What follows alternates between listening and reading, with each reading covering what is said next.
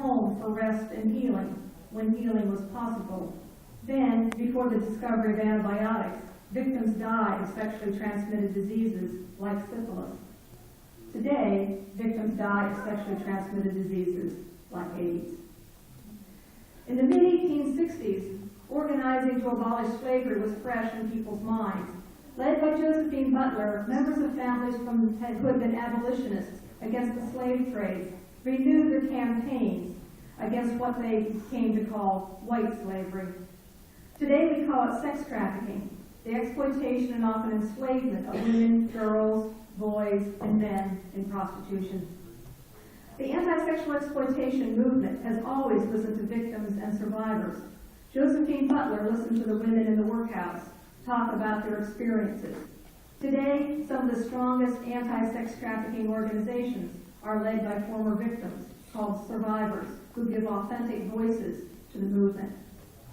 Although victims may take the leadership in naming violence against them, there have always been men who recognize the harm and unfairness of this violence and lend their support to campaigns. The anti-white slavery trade movement included male abolitionists and also men from the working class who saw their wives and sisters harassed in the streets and accused of being prostitutes by the police. Today, there are men who strongly support the anti-sex trafficking movement. Today, we're looking at women's leadership for democracy in the Middle East and Iran. Over the past 5 years, we have seen protests sweep across countries controlled by dictators.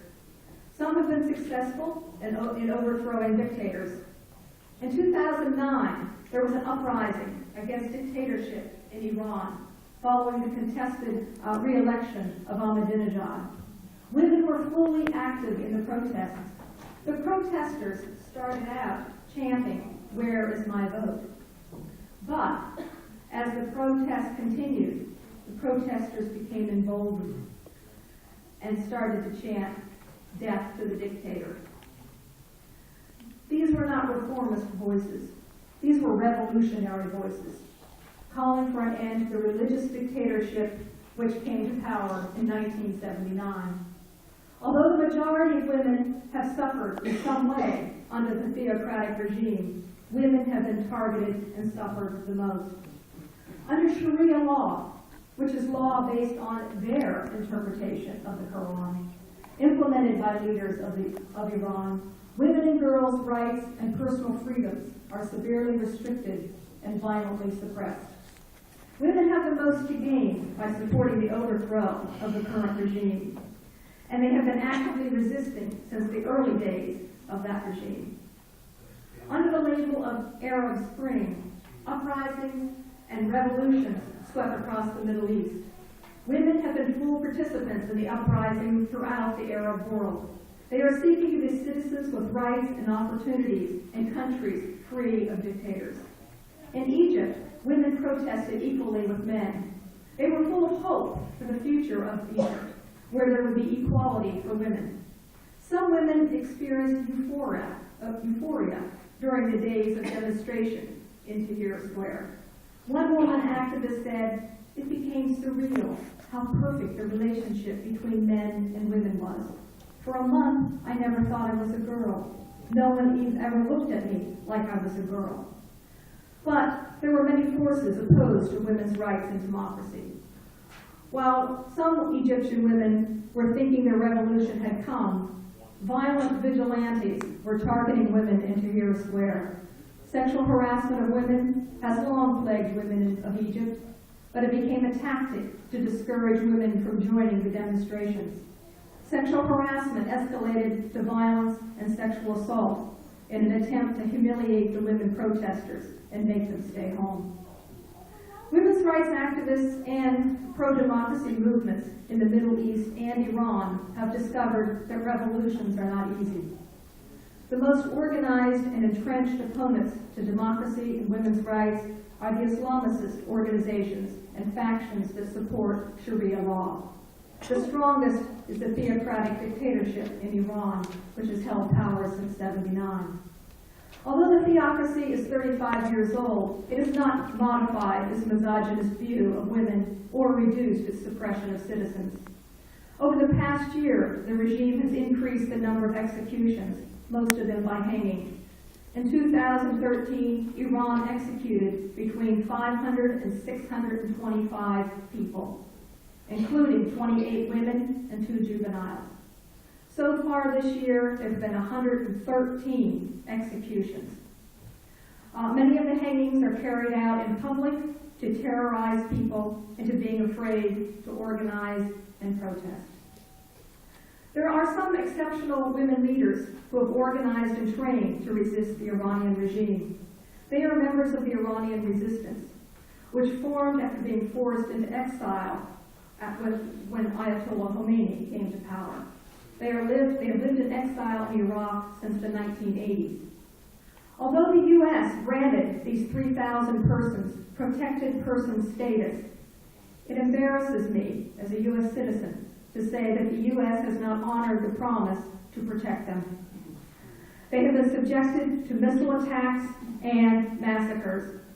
Since the U.S. granted these pro-democracy activists protected status, 116 of them have been killed and 1,200 wounded in 7 attacks, and 9 have been abducted. 18 have died because they were prohibited from receiving medical treatment. These 3,000 pro-democracy activists are being held captive in conditions like a concentration camp. They are subjected to daily harassment and denied fresh food, water, and sanitation. I do not understand why the U.S. State Department cannot use its influence to stop these murders and to rescue the kidnapped people. These criminal acts have been perpetrated against people that the United States promised to protect. The leader of the Iranian opposition group is a woman named Mariam Rajavi. Her analysis of the gender apartheid under which Iranian women live offers a profound political analysis of how the rule of a theocratic dictatorship is based on gender inequality, misogyny, and the daily surveillance of women in public. Since the Iranian regime came to power in 1979, it's killed tens of thousands of Iranians, including thousands of women.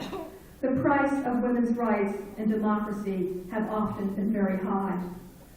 I'm going to quote from something that Mariam Rajavi said in an International Women's Day speech entitled "The Price of Freedom." A woman achieves her rights. No one will grant her freedom and emancipation. Women must resist so that they create a path of freedom, and it will be opened and paved. The first step is to believe that they can. We can and must struggle to become free and free others. This is a serious reality, and the spirit that runs in the veins of this resistance and all its men and women. But we must never forget that the price to pay for freedom. We, the people in this room, are free. We support democracy, and we have freedom of speech. We are meeting in one of the houses of government of the greatest democracy in this world. But we have not lived up to our promises to our friends. A democracy is only as good as our leaders, who are only as good as the citizens who compel them to do their job. We must do better as women leaders for women's rights, democracy, and for our friends abroad. Thank you.